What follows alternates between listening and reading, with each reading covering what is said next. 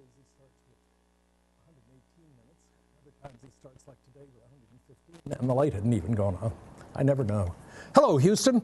We're just talking about the television studio here, but we're going to pick up today following the first test, which should have been covering up through the last material that we covered in the previous lecture. I forgot to mention it because I was in such a rush in the conversation at the end. But in any case, we're into the second third of the course. We're going to be looking at the study of personality in a variety of ways, starting out with theories of personality. And if you look at how the layperson normally defines or uses references to personality, if you listen really carefully around yourself each day, you'll hear many references to personality coming in a number of different forms, but they really all focus on personality. You might, for instance, hear examples like this.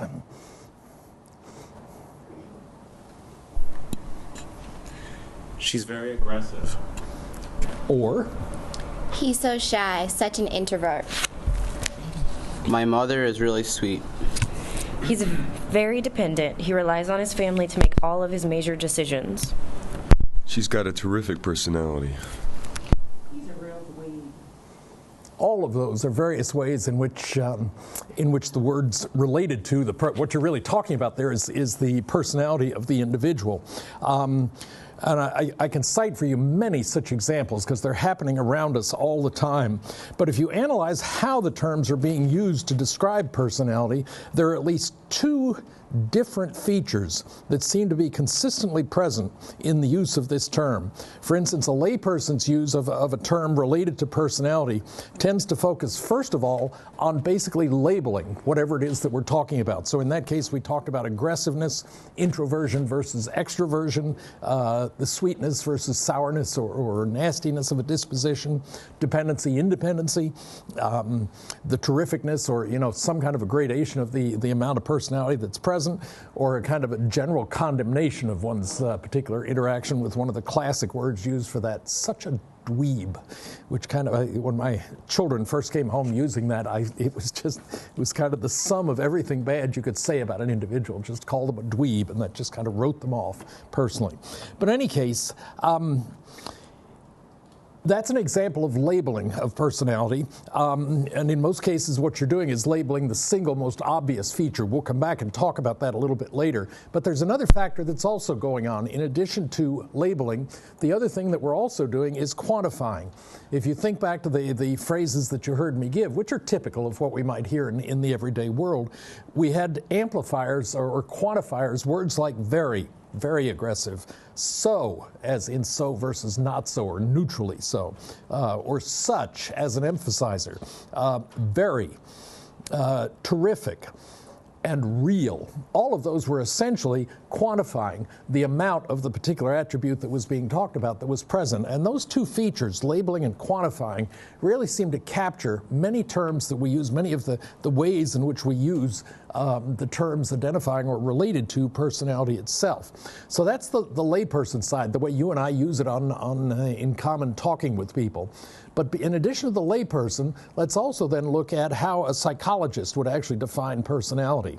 And just as occurred when we asked the person on the street, if you ask psychologists, you find two things are true at least. One is the fact that they will give you a lot of diverse definitions of personality itself. The term is used widely and diversely, and you'll see that in the definitions that different psychologists give for a term like personality. There will also be disagreement in the definitions that you hear. And these occur for a couple of different reasons, several actually that could be named. One of them is the idea that personality itself is simply very complex. There are a lot of different factors that factor into, a lot of different elements that factor into our concept of personality. Secondly, given which theory you choose, that will to a certain extent dictate what approach you use in studying or talking about or fixing personality, if we can use a term like that. And that in turn leads to then numerous different theoretical explanations for what's actually going on internally when we talk about the organization of a personality. So if you look at the uses to which psychologists put the term, they're really using it to capture at least three additional aspects of personality personality about which there is widespread agreement. Okay, so where I've been talking about the disagreements and the diversity that that tends to produce, there are also a number of areas of agreement in the study of personality. One of these would have to do with the fact that the features that we are talking about as psychologists when we're talking about personality, the features are characteristic. And what that means is essentially that the features of personality must occur widely in order to be of interest. Okay, it does no good to go to the Tofu Islands and pick out one unique personality characteristic in that subgroup of humanity and study it as if it applies to everybody. It doesn't, so it doesn't become a major factor in theories of personality. So we're looking for features, first of all, that are characteristic of a wide number of people. Secondly, another factor on which there is significant agreement is the consistency. That is, psychologists tend to emphasize a stable, enduring, relatively unchanging feature of a person as being desirable. So in the elements that they use, regardless of which theoretical approach they're using, it will tend to be consistent in its occurrence in that particular theory's explanation for human behavior. And the third element is uniqueness. And that is another major focus of psychologists' analysis, I should say, of personality, stresses the differences among individuals in how and why they behave as they do. So although we can try to nail down specific examples of features of personality, as I've been talking about it up to this point, ultimately how it's combined into the individual is unique. That is, you are different from the person you're sitting next to, from your roommate, from the person you're living with, from anyone that you directly associate with. It's very rare that we have two people that are exactly identical in terms of their personality. We're very different in the feature, the unique feature that we tend to emphasize. And in fact, that's what leads back to the thing that we really opened with, and that is the fact that we can call somebody introverted or aggressive or assertive or funny or you name it. But what we tend to do is to focus on the single feature of that individual when we're describing them. Now, the relevance of all this is the applicability of it is amazing. But if you think about it, fortune tellers basically rely on that kind of gut level understanding of personality. They have an operating model of the person whose fortune they're going to try to predict, even though it's all a hustle. It's simply a response to whatever cues are given. So if you lead into the idea that I see children in siblings, and if this person starts scowling, you can pretty much figure they're probably an only child. So they tend to scowl, get away from that. Among your friends, they'll cover themselves and then get on to you as the single child or something like that. And then when they talk about being able to see that you were the concentration of their parents' activities, the person starts smiling. You and I ooze cues that a fortune teller is using when trying to tell our fortune in a given situation. But it's all based on a common level understanding, a general model of what the key factors are in personality. Pool hall hustlers do the same kind of thing. When they're scanning a given audience to look for somebody that they can really tap for a significant amount of money because the hustler is probably a better pool player, they're looking at various personality characteristics. The person who has a lot of braggadocio, who's really, well, I'm pretty good at pool and so forth, is a good target for somebody to take down when they are in fact an expert in pool. Police investigators, when they investigate a crime, they're going in with a certain model of what other people in similar situations have done in the past. The tradition is that the murder tool will be in the wastebasket or the garbage can or something like that. That only becomes a tradition simply because other people have done it. Similar situations, they have behaved in the same way in the past. And that's basically what police investigators are operating on. For that matter, if you turn it on the other side, so are thieves. Thieves are basically relying on the fact that people are consistent in what they do. For instance, when we leave the house, if we're going to shut the garage door, many times we won't lock the door between the garage and the house. So what they figure is if they can jimmy the garage door open, which may be a lot easier than the dead-bolted front door, once they get in the garage, they're in the house. And that's based simply on the notion that many of us have, that we don't, if we have a lockable garage door, we don't tend to lock the door between the house and the garage. Overly safe people or cautious people will do so, but that's at least an easy way to get into a house. And if the advantage, of course, is you're hidden from anybody else watching if you're in the garage trying to jimmy a door handle rather than out in the real world here. So there are a lot of different ways in which our consistency as behaving organisms, as people who develop personalities, personalities can be used, those features can be used by a wide variety of people across an amazing array of different kinds of applications. We can study that in several different ways. One is by simply looking at or listening to the verbal reports that people will issue in response to various kinds of questions. When you interview anybody, there are a certain series of questions you can ask with a predictable range of responses that you're likely to get from them. And so the consistencies of verbal reports is one way to kind of get into an understanding of what this person is like as an individual. The second is that various kinds of behavioral reactions that occur in response to standard kind of lead-ins or questions or gestures or anything like that. What we're really targeting here are instrumental acts, and that is intentional, goal-oriented responses that you and I may emit in response to a question or a gesture or anything like that, as an indication of what the core personality of the one who's reacting is actually like. And then the other kind of response that we're looking at, reaction, are the emotional reactions, the expressive acts that somebody will engage in. That is particularly acute in an area that we'll look at much later here in the course called covert communication. To the extent that I have an example in the previous lecture where somebody said, I am not, peeved. Well, even in the way they said that, they're really selling you something very different than the verbal message that they've communicated in that case. And the emotional expressions, the covert communication that we offer in sometimes is a heavier weighted message than the actual words that we're trying to enunciate at a given time. So there are a lot of different ways in which we communicate.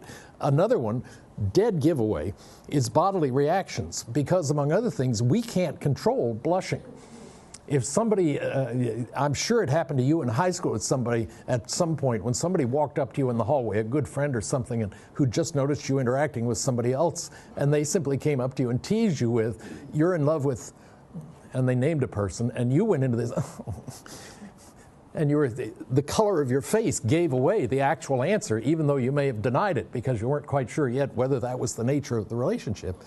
But you and I are just oozing body reactions in response to those kind of emotionally charged teases in that particular case. And our response, that emotion of ours, gives away a lot of information about you and I, and we're powerless to prevent it. I mean, we just bodily react to certain things. Nervousness in a given situation is another thing. I've interviewed various people at times for administrative assistant kind of jobs or any kind of thing like that. And it's very interesting how people react, position themselves at a desk or in the chair beside a desk when they're being interviewed for a job. Some of them are right up on the edge of the chair.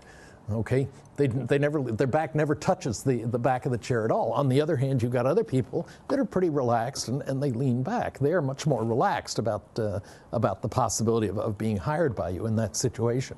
So much revealed about the way we sit when we're being interviewed in a given situation. There are two general types of studies that we can kind of summarize what I've been talking about here so far. One of these is what is called a nomothetic technique. And what's involved there is basically that you're going to study one trait or characteristic across a large number of people, alike only in the fact that they share this particular characteristic. Now, we may be alike in many ways in terms of the different characteristics that we study or that we possess. But in fact, a nomothetic technique is one that takes a particular feature and tries to study it across a large number of individuals. The problem that you have with this kind of a technique, and no technique is perfect, but the difficulty with a nomothetic technique that you're going to face is the question about, can we really reconstruct a whole personality by simply reassembling isolated traits studied across a large number of individuals? You need to not lose track of the fact that ultimately the focal point for psychology is the individual. We're talking now about personality in particular. The other approach, which can also be utilized, is what's called an idiographic approach. And with an idiographic approach, what you're doing here is basically studying a unique individual as a complex interacting system, which each of us is in one sense. That's okay as long as variation between individuals is low. If a given factor studied in me is represented generally in the same way in you, then an idiographic approach where we study the detail in you or in me is okay, as long as the variation between us is not particularly great, so that what we learn about you and the idiographic trait that we're studying, for instance, is similar in you as it is in me. study one person in that case to make statements about all of us, and that would be the goal with an ideographic technique. And we use this basically to supplement the nomothetic technique, which is for most people the preferred, most psychologists, is the preferred technique. Study it across a large number of people and then isolate the key elements that are common across everybody. We can use either technique, either the nomothetic or the ideographic, as it's appropriate in a given situation. And if we want to summarize what we're doing with these particular studies, what we're basically doing is filling in this kind of a table. And in this case, what I'm showing you then is the different history of two people in a given situation and how do they respond in various types of situations they may find themselves in. These two responses are easy to explain. Okay? If two people with different histories respond identically in a given situation, our discipline doesn't have any particular problem with that. That's a consistency in behavior that we would expect. And in the same way, if two people with different histories react in different situations or react differently in a given situation, we can also explain that based on their history. It's the other two that give us some interesting possibilities. Okay, so this table really identifies two critical questions, and that is, first of all, what accounts for different behaviors when similar people confront an identical situation? How do we explain that? And the other corner of the table has to do with what accounts for similar behaviors when different people confront an identical situation. Personality is one sense, one element, or one concept that we actually try to develop to account for that.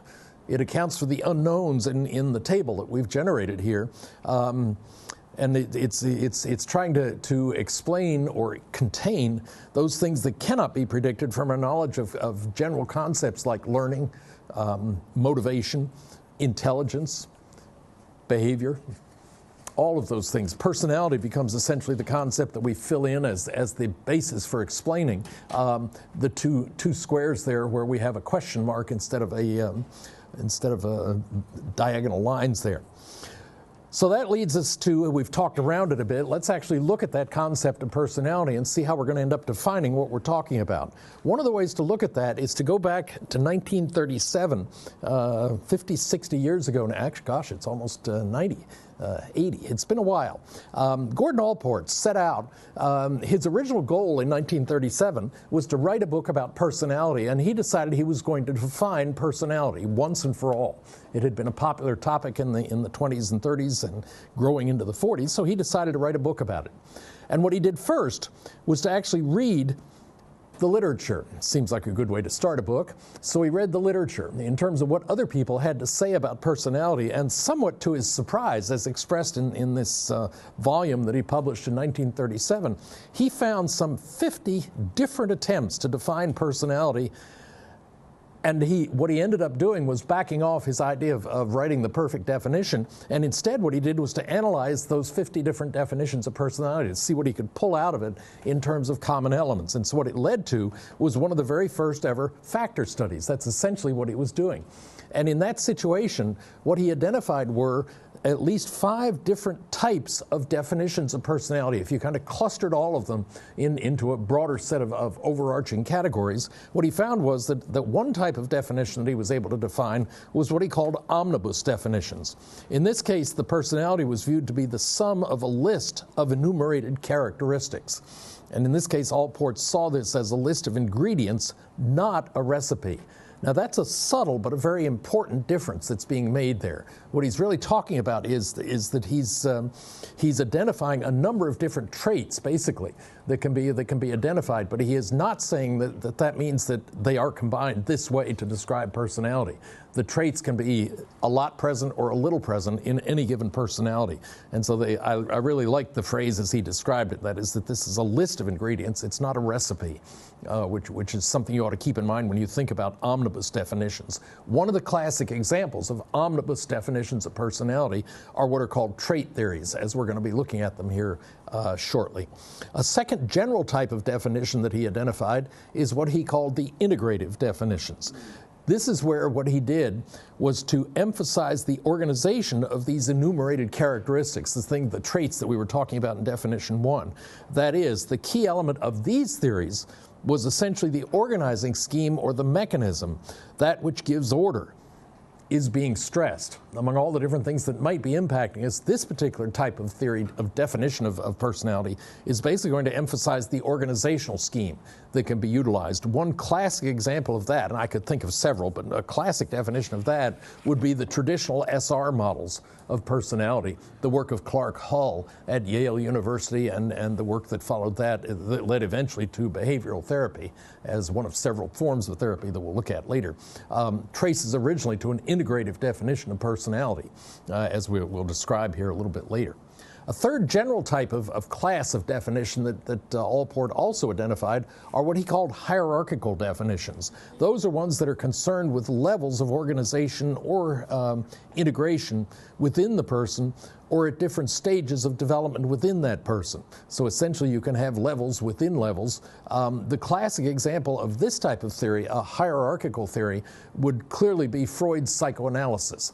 I mean, if you think about Freud, and we'll get into it a little bit here later, but he's got an id, an ego, and a superego in terms of structure. He goes through 5 different developmental sequences: oral, anal, phallic, latent, and genital, and they're all different combinations of ways in which you can get hung up at a given emphasis on id, ego, or superego in any of the 5 age stages, with very different predictable consequences on the kind of personality that would be reflected there. So that is a theory that very clearly has a hierarchy of important elements, less important, and even minor components to it. But there is a clear hierarchy in the classic definition of personality as offered by psychoanalysts. So those are examples of hierarchical definitions very clearly in this situation. The fourth one that Allport identified as yet another class of personality theory is what he called the adjustive theories. This may feel a little more comfortable to you, but what I'm talking about here is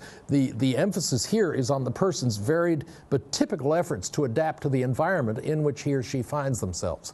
Okay, or himself or herself, I should say there, technically, to be correct.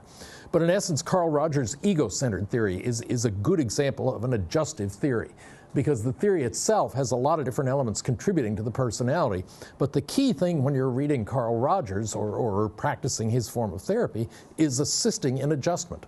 That is, you take the person's strengths, whatever they happen to be, and adapt them so as to adjust to the environment and flex with that environment as they find themselves in it. So the adjustive definitions are yet another form where the key element is simply the adaptation that an individual is capable of doing, given the personality as it may be defined.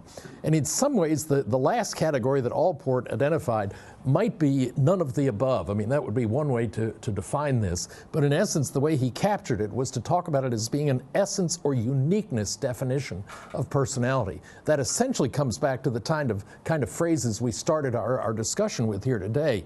Because in that sense, when you talk about somebody as being very assertive or something like that, what you're really doing is highlighting, you're focusing on the feature that is most representative of the way that individual normally operates, whether it's in a social situation or in a meeting. But that particular behavioral approach sets that individual apart from other people. That person is assertive, that person is funny, that, and so forth. You can list the main way in which they tend to adapt to the environment in which they're operating at a given time. From all this, what Allport eventually did was to derive the following definition of personality. Okay, so in summarizing the 5 different types of personality that he'd identified there, he came up with the idea that personality is essentially the dynamic organization within the individual of those psychophysical systems that determine the individual's characteristic behavior and thought. I've modified that very slightly from what Allport proposed back in 1961 in a kind of a summary article. What can we say about this definition? Because what he was really trying to do was to publish the definition of personality, the most all-inclusive definition he could get. It emphasizes organization, it emphasizes adjustment, it emphasizes individuality, it emphasizes stability, and it also emphasizes the many different causes of personality if you look at it and read it. But I would argue that is so broad as to be almost useless when you're facing somebody in a therapeutic situation. The definition is so broad that everything is involved, or nothing. If you look at it, you can see that it includes all 5 of the types of definitions about which Allport had written, that he had identified. And in fact, to demonstrate that for you, let me just show you the following. If we look at omnibus types of definitions, that was illustrated by the trait definitions as an example there. The letters that I've highlighted in green in the definition there essentially are identifying the psychophysical systems are essentially one way to specify traits in that definition. That's the element of the theory that is involved in that particular situation. If we want to talk about the integrative features, the integrative theories of personality, now you're talking about, again, same definition, different phrase, organization within the individual. I mean, that is just plainly labeling the integration of whatever characteristics are important in talking about a given personality. If you want to focus on the hierarchical features of it, then you're combining the two here. You're talking about the organization of the psychophysical systems within the individual. That would be a hierarchical definition. If you're talking about the adjustive definition, the adjustive feature of personality, then you're talking about the determinants of the individual's characteristic behavior and thought. That's how you and I adjust in a given situation in terms of this definition.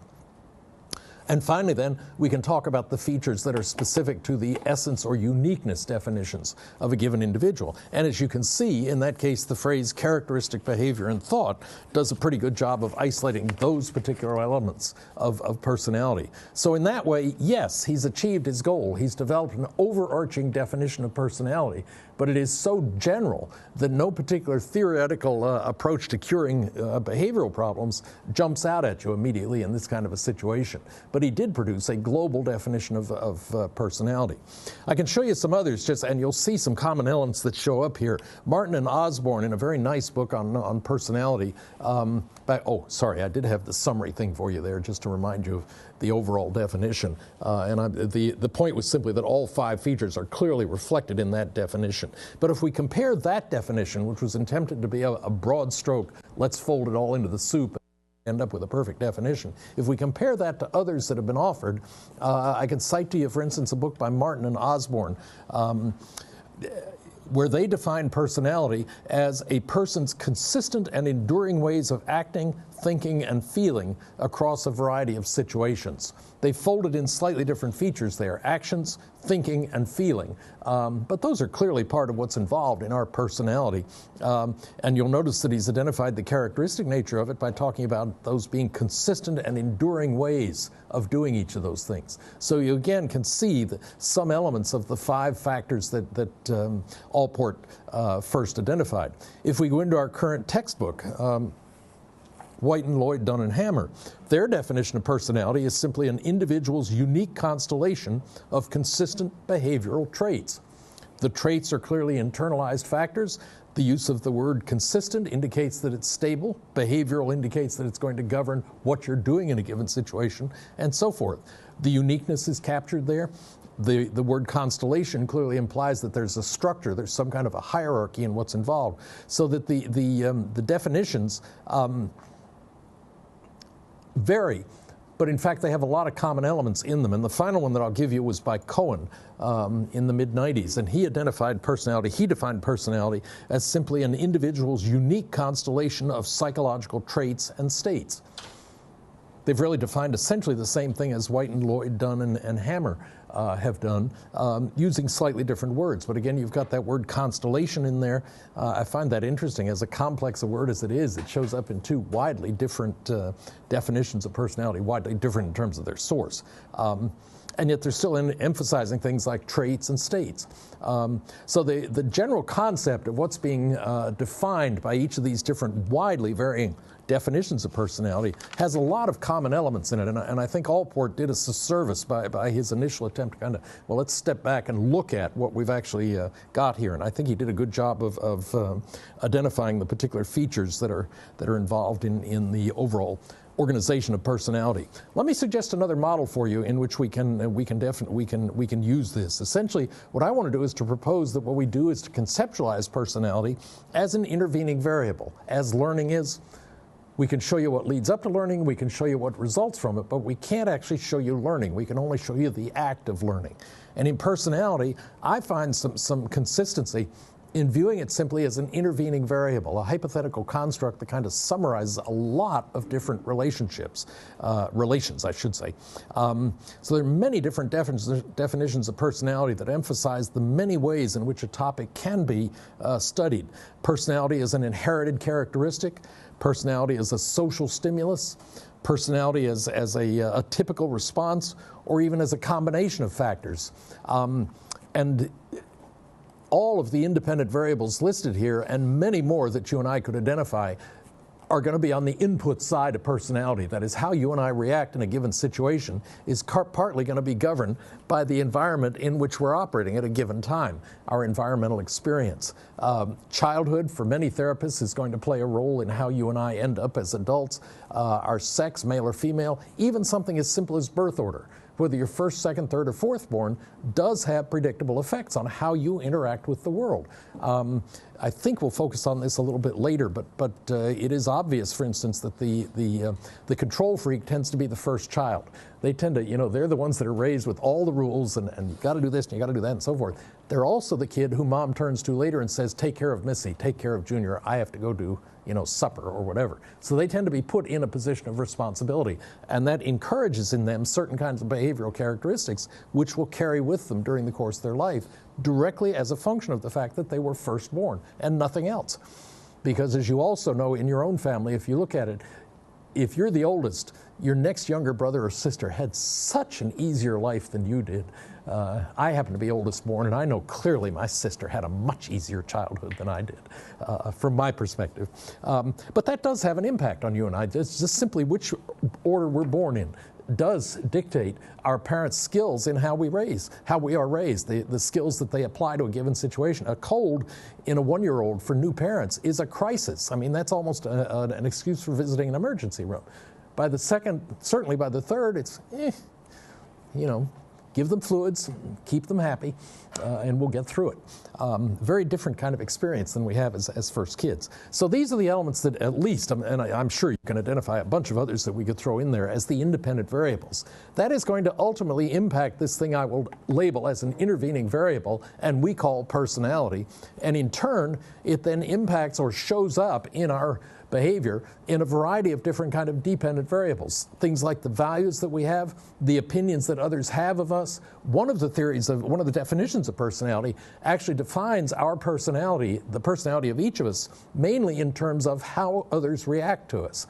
I've always found that a kind of a fascinating definition of personality, because basically what it says is that it's how others see us that determines what our personality is, more so than anything else. It kind of puts the cart on the other side of the horse, as far as I'm concerned. But obviously, our typical responses in a given situation are one of the things that's one of the things that contributes to that is our personality.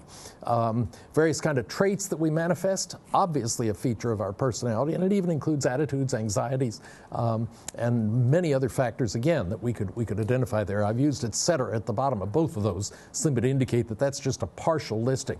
But if you think about it, what I'm trying to show you here is the flexibility of the model that we're talking about. So if of personality, if we talk about Freud, for instance, we're clearly going to involve sex as an element, as a stimulus condition. We're also going to look at childhood experiences as another significant factor. In fact, among this list of things, sex and childhood are probably the two major determinants that Freud worries about in defining his version of personality. And out of that, we're going to get things such as anxieties as a result. In that situation, the whole concept of defense mechanisms and what we do to get around those is built into this idea of sex, childhood, impacting personality as we study it, and we're looking in that case at anxiety. But if you look at a behaviorist analysis, in that case they're much more interested in environmental experience, and they may factor in the reactions of others in a given situation. That's going to be their keys for defining personality as they want to study it, and in fact what they're looking for then to predict out of that is typical responses, or maybe others' opinions in a given situation. So the overall model of defining personality as an intervening variable I find to be a very helpful one, because it does provide a mechanism that we can retreat to regardless of which theory we're actually discussing. It's possible to capture it in these terms and figure out what are the highlighted elements in a given situation.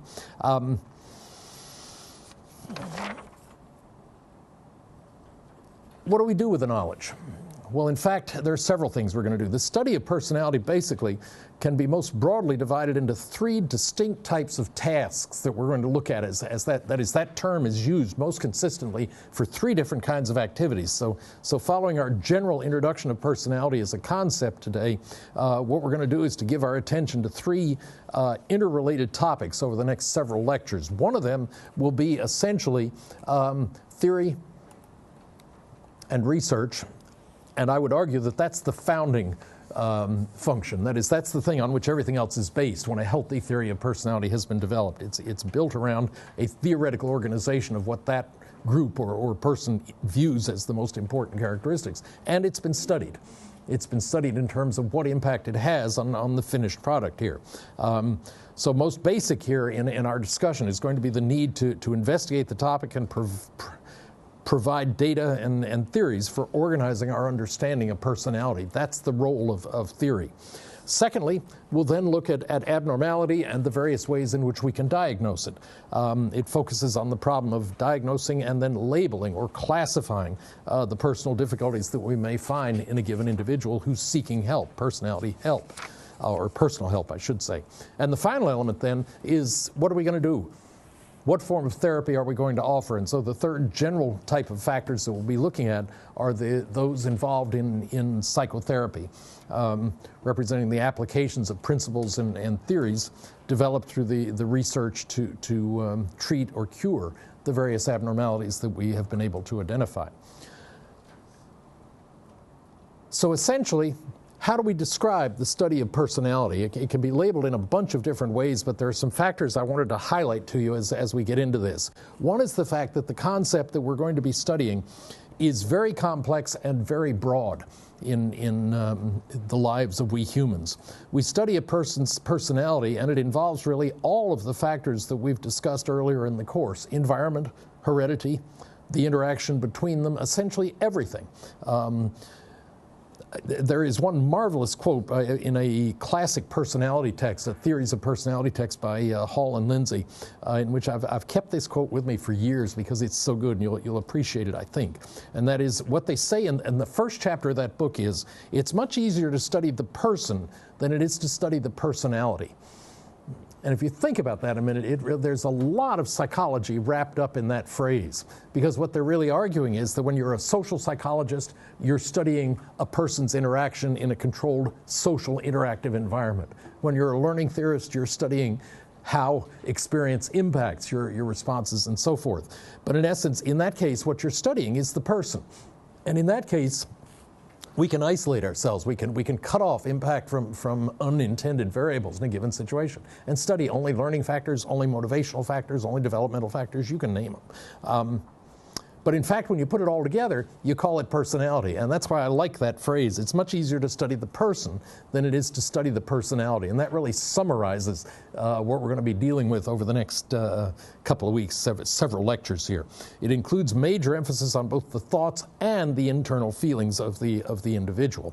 A second general comment that I would offer is that no subhumans, we're not going to be citing animal research. There's one case where I will cite an animal study. It had to do with the effects of drive, and they literally studied this by tying springs to the tails of rats.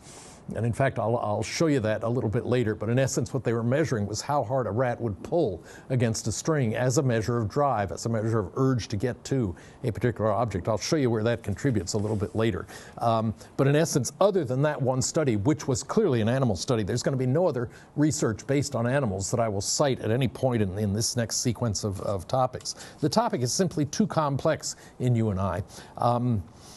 But it does reference essentially the social interactive nature of you and I, and it yields uniquely human factors as the most important variables. Think about the emotions that you and I illustrate all the time. We carry within us jealousy, hate, love, guilt, you name it. and we reflect it. My power was cut off when I got home last night. I was working on the lecture, so I got home about 8 after dark. The power was off, so the house was cold. Well, it turns out the idiot power company that I have authorizes the local company to cut the power off, but then they shut up business. They stop taking phone calls at 7 o'clock, and they pull their phones out of the wall at 8 in the evening.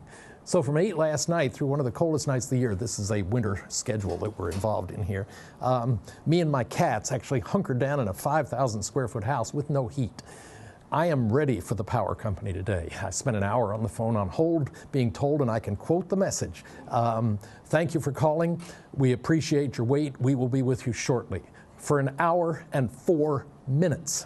That's how important my call was to the power companies. I'm ready for them. Get ready. But in essence, no animals would really reflect that kind of intense fury, which is what I have for that power company at this point. And when worse gets to worse, I'll put the cats on the phone. They will express what's involved in that situation. But thirdly, another factor related to the study of personality has to do with essentially all behavior. Anything that we're engaged in one way or another can be factored into our explanation of personality. It's relevant to the overall topic.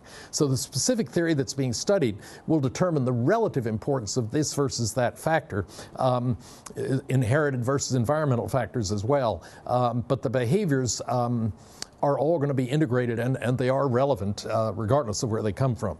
In terms of viewing personality as an intervening variable, the theories basically differ widely on the relative import of specific independent variables, as we noted earlier in the Allport definition. And the final element is that the primary concern here is with adult humans. I thought about 15 years ago that was going to change because there did seem to be some interest. What I'm suggesting is that childhood is basically ignored in most theories of personality. We really deal with adult humans dealing with adult problems, and all of the explanations are couched in terms of adult life. You know, it's almost like we wasted 0 to 15 or 16, that nothing happened there that's relevant now. Freud, of course, argued strongly against that. That is, he was espousing the impact of childhood, but others faulted him for the fact that his theory of development, personality development, essentially stops at adolescence. Once you enter adolescence, the mold is fixed, as far as he's concerned. And some critics viewed that as a major shortcoming of his particular theory. So in essence, enough talking about what we're talking about. Let's in fact get into it. And that is look specifically at various theories of personality. What I'm going to argue is that there are basically probably 5 broad classes of personality theories that have developed over the years. One of these have to do with trait and dispositional theories, and I'll come back and comment in more detail on each of these here in a minute. But in essence, they identify a person's most salient characteristic, as I talked about it. Secondly, we have a very different class of theory that could be called the psychodynamic or the psychoanalytic psychodynamic theories that focus basically on the importance of organizational characteristics of the conscious and the unconscious mind in this form of theory. Thirdly, we have the behavioral theories, which are quite different. The key element here is learning. Probably if there's a single most basic process in psychology, it is learning. And that plays a key role in the behavioral theories. It emphasizes how the environment and the organism's experience influence the behavior that he or she exhibits in a given situation. Fourthly, we have the somewhat more loose-winged humanistic and phenomenological theories.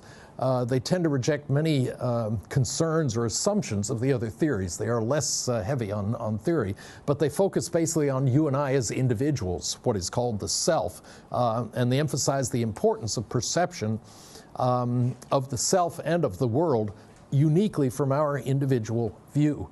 And they emphasize achievement and various kinds of positive factors. That's probably the single most positive theory of personality that we have, whereas I said earlier, some of the key emphasis is on adaptation and so forth. And then the last theory, that it's a little dangerous to, within one's own lifetime, to be talking about major trends that are occurring, but it does seem pretty obvious to me excuse me, that cognitive psychology has also begun to offer, that is, cognitive theories of personality are really a strong growth field now, and that has really spun out of the accumulated findings of psychology.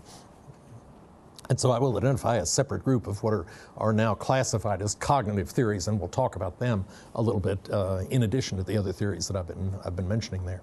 So in essence, the role of theories is essentially to analyze and compare, or it provides a basis on which we can analyze and compare. And what I'm going to do is go back to a model that was actually suggested by Hall and Lindsay in that 1970 Theories of Personality book. It's 40 years old, but the model they suggested has really been timeless. And what in essence they argue is that we can look at these theories of personality, as we shall do, in terms of 4 different things. One of them has to do with the structure. And this is a very nice model because, as you'll see as we go through it theory by theory, there are some real shortcomings in certain kinds of theories along these 4 dimensions that I'm talking about. One has to do with what's the structure, what's the theory say about the organization of our personality. Secondly, the dynamics, that is, in terms of that structure, however it may be, how does the personality react and operate in everyday life?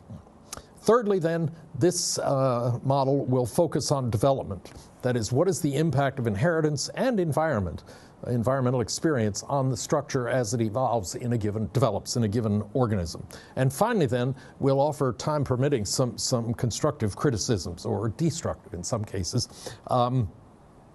That is, what's been the reaction to the theory, both positive and negative, as most theories tend to generate in one way or another. So if we compare these with our diagram of personality as an intervening variable, what it'll allow us to do is to emphasize the similarities and or the differences across the many different types of theories of personality. So the first type we're going to look at then are what are called trait theories. Okay, this goes back to Gordon Allport's book. That's where he was headed with his 1937 discussion of or attempt to define personality. And Allport's discussion of personality makes note that the term derives actually from the Latin term persona. And the theory of persona is rather interesting because essentially that word also identifies the masks that were used in Greek drama. You may remember that in traditional Greek drama, an actor would hold up a particular facial mask that either had a kind of face to it indicating joy, or at the other extreme, I can't do it well, a grumpy face where the mouth is either up or it's down. And those are the 2 masks that you traditionally will see on a theater program or something like that. It's kind of at the core of drama that ultimately you're talking about the extremes between joy and anger or depression in a given situation. And that persona is what refers to those original masks. And in essence, then, in some ways, the theory of personality is kind of, if you're not careful, going to leave you at the surface. It's going to give you a surface description of what's going on without having operationalized by getting into the individual and his or her behavior, what we're actually talking about.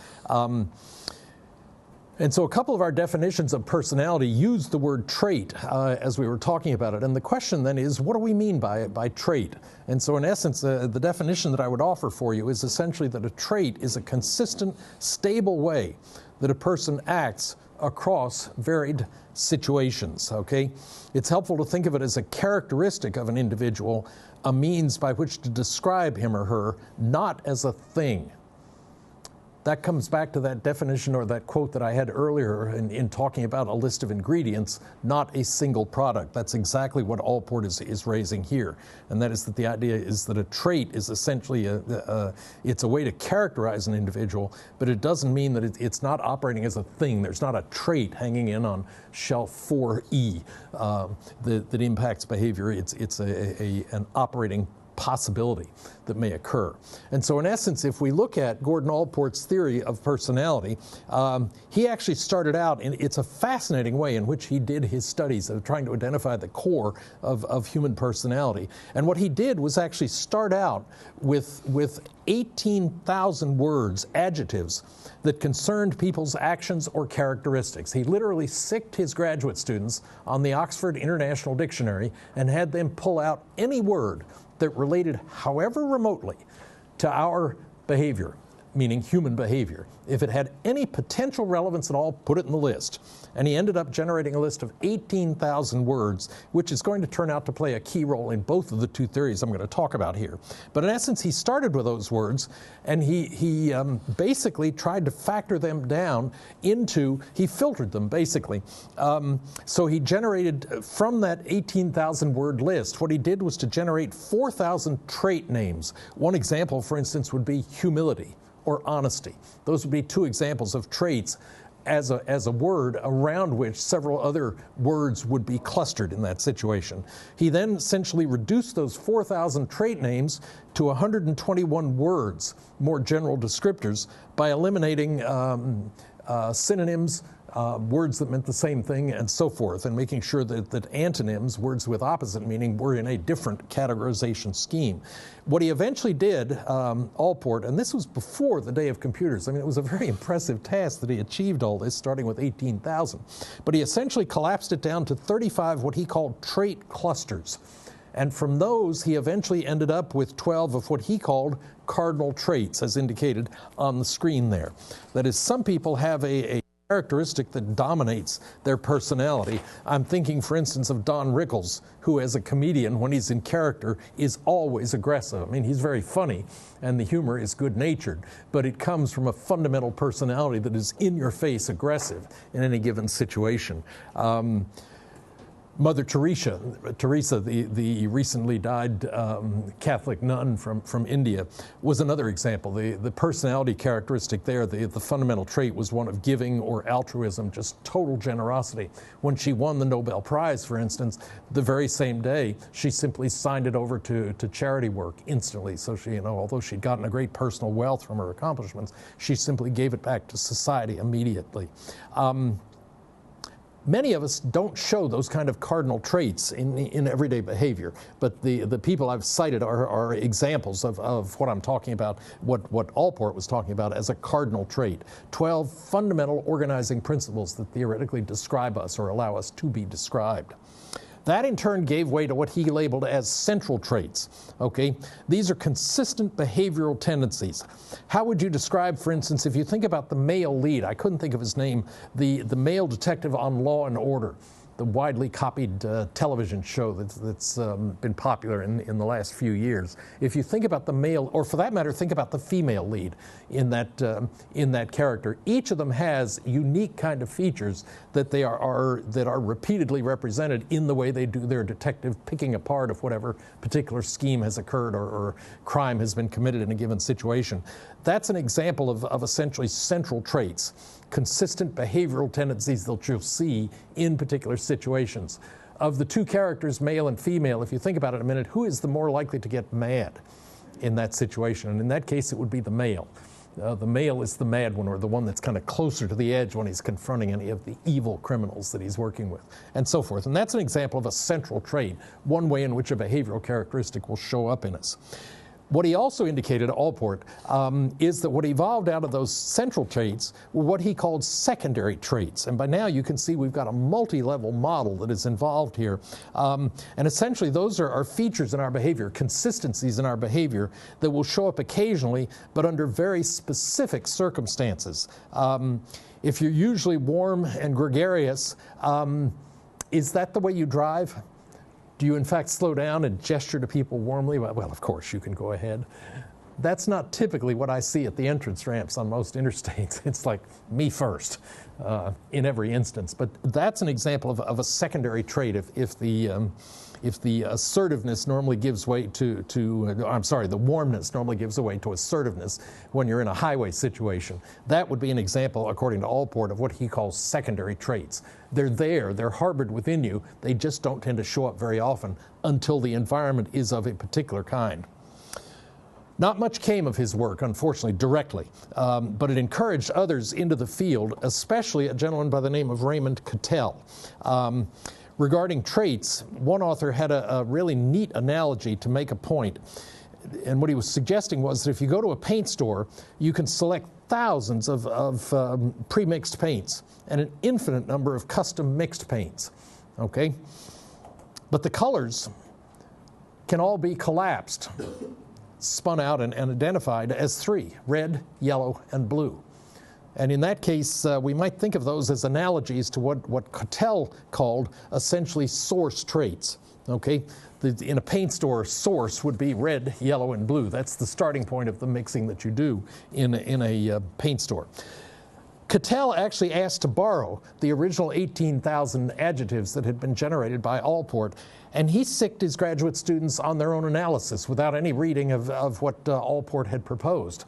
and it had some rather interesting effects. He started with the same 18,000 drawn from the Oxford International Dictionary, but in this case he culled and winnowed and combined synonyms and deleted replications and so forth. He went through a slightly different kind of process of collapsing the words into a kind of a core list.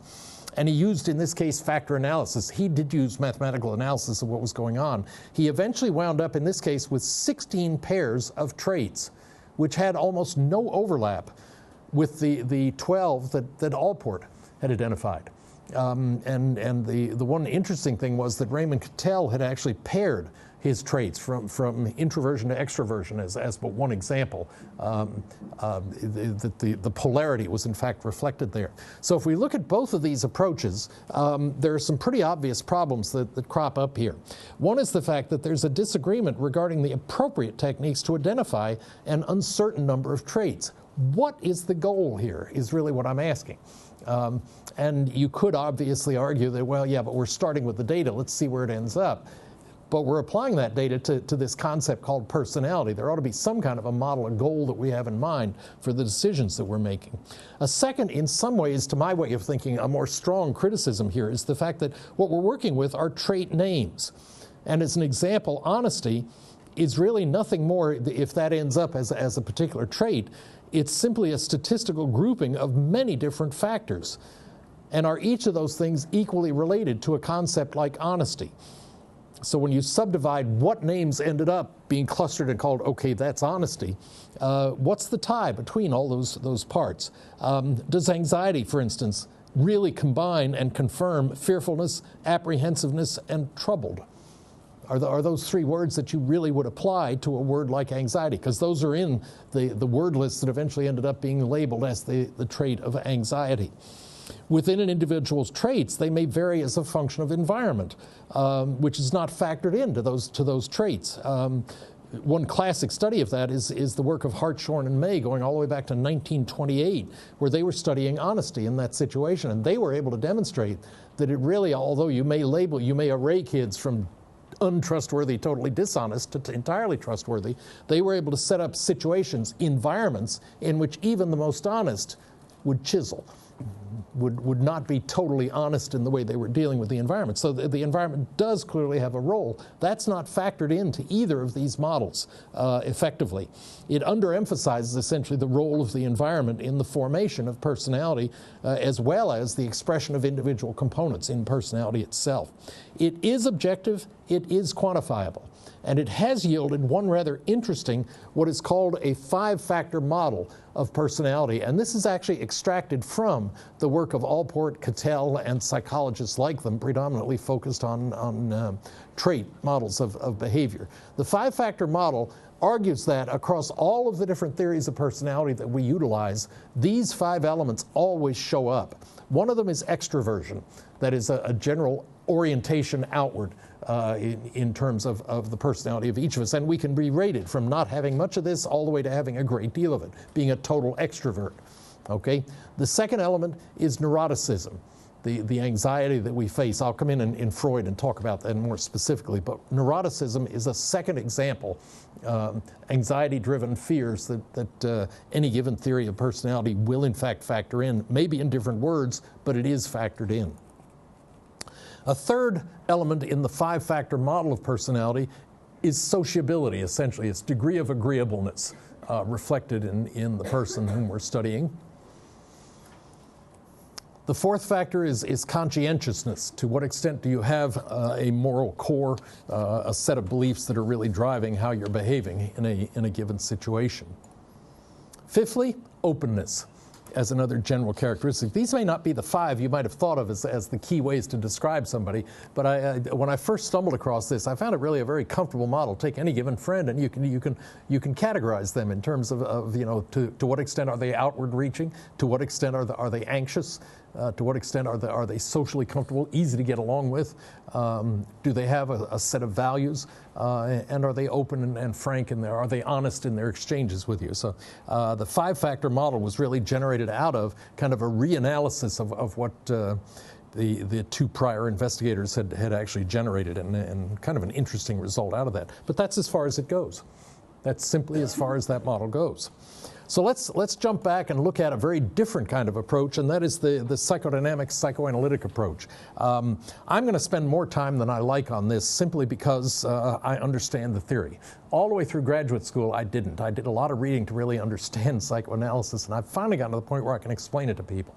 But it took me a long time to reach this status, and it's probably, I'm going to put more attention to it simply because I have all this stuff to offer than I should, because psychoanalysis is very much as a therapy on the way out.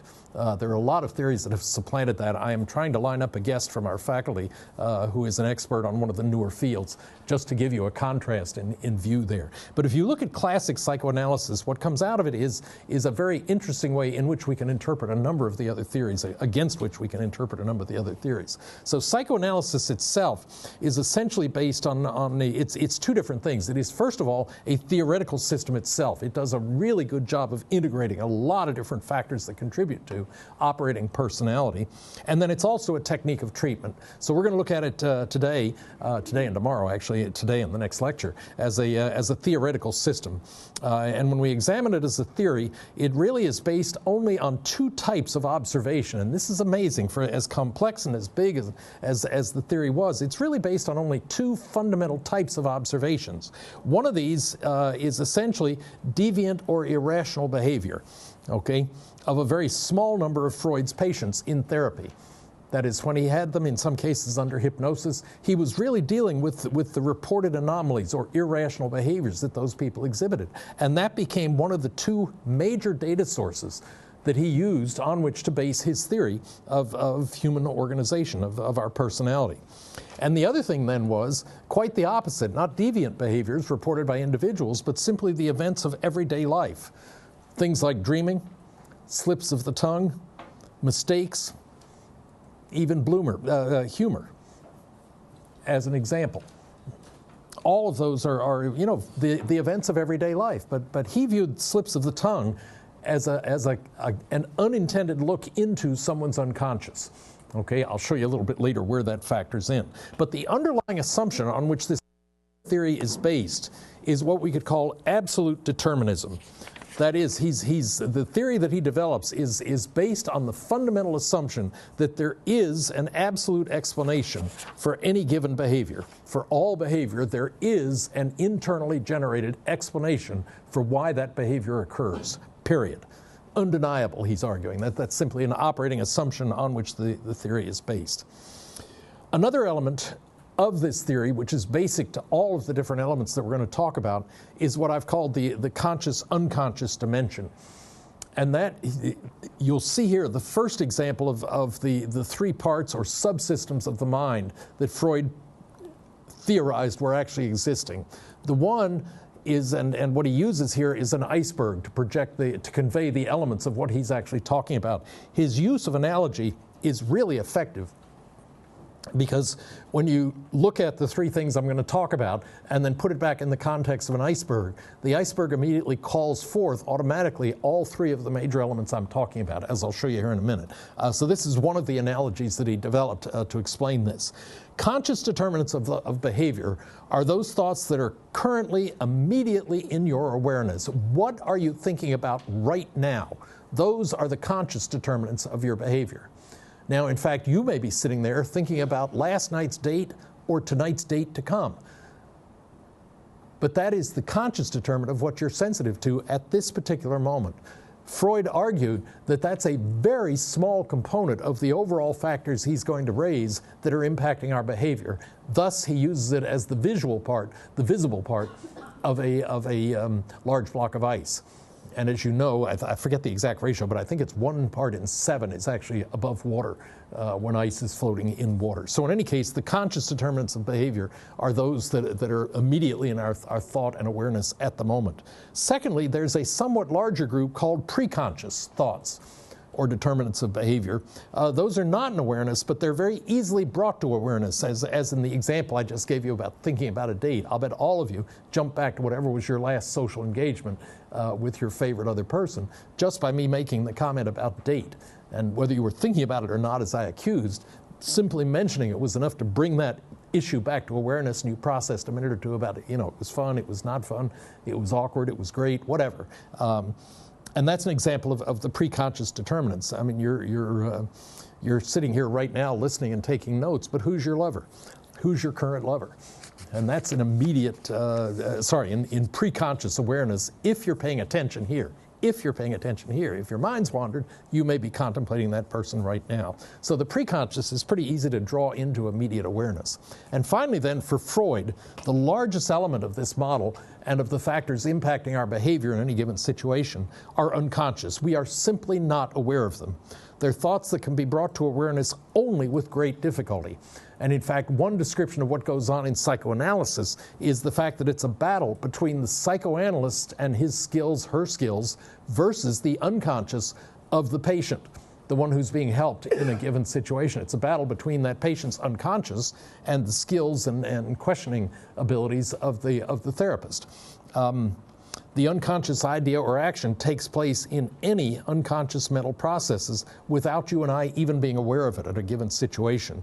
So the conscious becomes a symbol for the unconscious, and the unconscious can thereby be brought to the surface as expressed through conscious awareness. That's the reason that something like slips of the tongue are really an indicator of an unconscious process. That is, the presumption is that that although you've written thus and so, that particular word you've chosen turns out to be an error. I'll try to remember, because it crops up every now and then when I'm sitting at the word processor generating my lecture notes, because they're typed out. And in fact, every now and then when I go back and read it, there is a word that is just way out of place. I mean, it rhymes with whatever I'm trying to say, but that's an example of a slip of the tongue. It's a written slip of the tongue, but the same effect is there. And Freud viewed that as a way to understand what was really going on in the unconscious. That's a case where the unconscious leaks through all the protective devices that are supposed to keep those thoughts out of your awareness, and it just leaps through in the form of a word that may slip out in a given situation. Another general driving force that he also talks about is what's called the libido. Libido is an interesting process, and I've got to talk about it in a number of ways. It is probably the least well developed of all of the major elements of Freud's theory, but essentially what he developed was, this theory, if you think about it, was developed in the late 1800s when physics, chemists, and so forth, the physical scientists were making a great deal of progress in their particular disciplines by publishing convoluted models and the forces that were driving them. Chemists were looking at electronic elements and how the thing is kept together. Biologists were looking at cellular energy and how food is digested, converted into energy, which is then carried in another way and stored in yet another way in the body and then retrieved when necessary, and so forth. But energy played a clear role in it. And the net result was that Freud felt driven by those other theorists, in different disciplines, to essentially bring forth an energy component. And he called that libido. It creates, in his view, an internal state of tension. And basically what you and I do in accord with the psychoanalytic model is we seek to reduce it.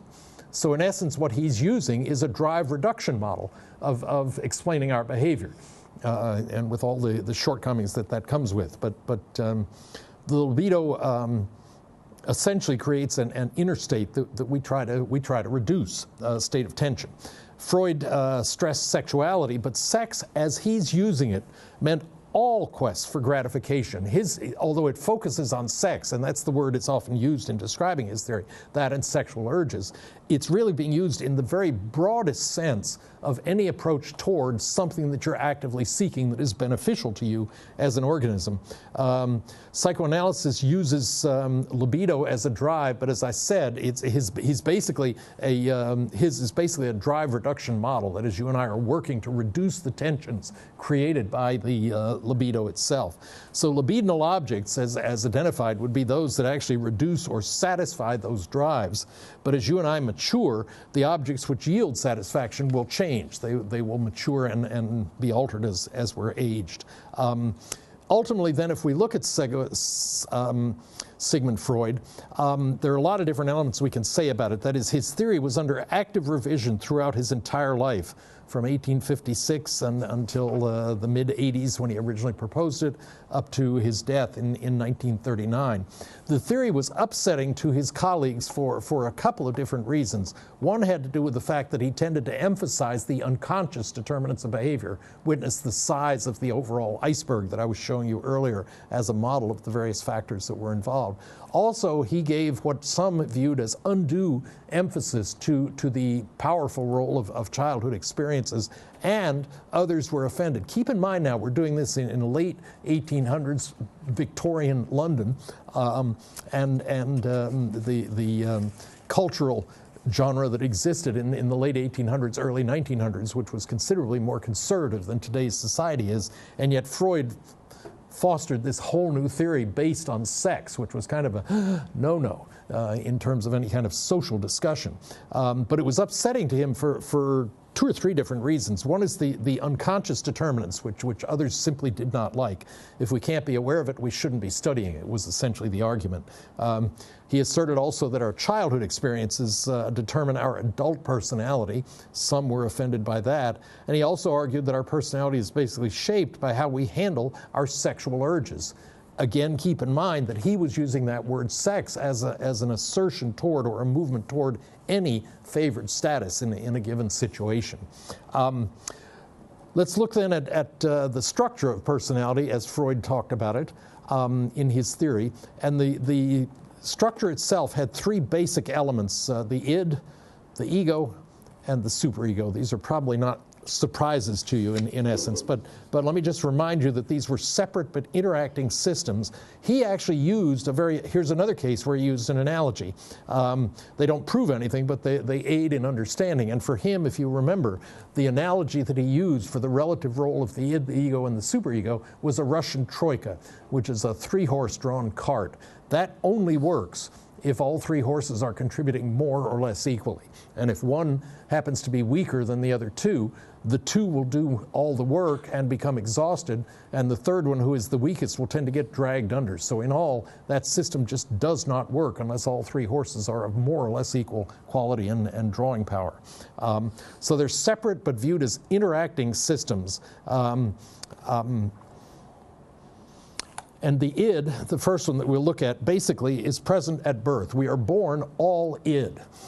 And in essence, it's kind of the repository of all of our libidinal energy initially.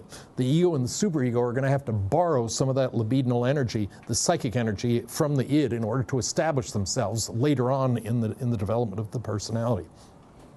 What the id has to do with is our most basic desires. The id cannot tolerate tension. It will react to correct anything that becomes tense within the aegis of the id itself. It's completely unconscious. You and I are not directly aware of its operation, and it operates in terms of what I call essentially a biology system. It basically is concerned simply with basic needs and how to resolve them.